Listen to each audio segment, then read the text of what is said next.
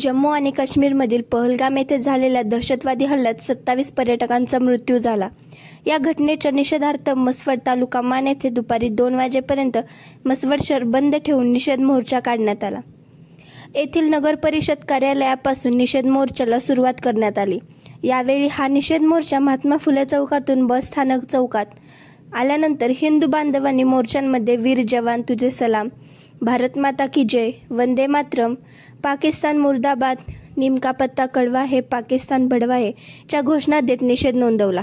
पहलगाम येथे झालेल्या भ्याड हल्ल्याच्या निषेधार्थ अनेकांनी आपल्या भावना यावेळी व्यक्त केल्या।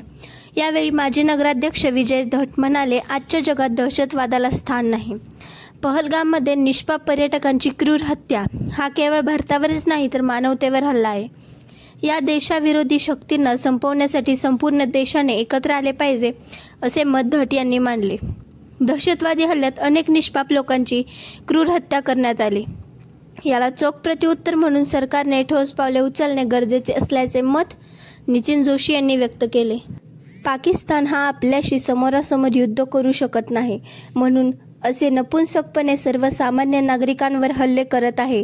पाकिस्तानचा आपल्या भारताच्या सैन्यापुढे टिकाव लागणार नाही, म्हणून असे बाणगुळपणे छुपे हल्ले करत आहे। या हल्ल्याला भारतानेही जशास तसे उत्तर दिले पाहिजे असे मत दिनेश गोरे यांनी व्यक्त केले। यावेळी या हल्ल्याच्या निषेधाचे निवेदन मसवडच्या अप्पर तहसीलदार बाबर मॅडम यांना देण्यात आले।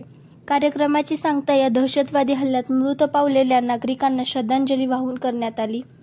यावेळी मसवड शहर व परिसरातील सकल हिंदू समाज बांधव मोठ्या संख्येने उपस्थित होते।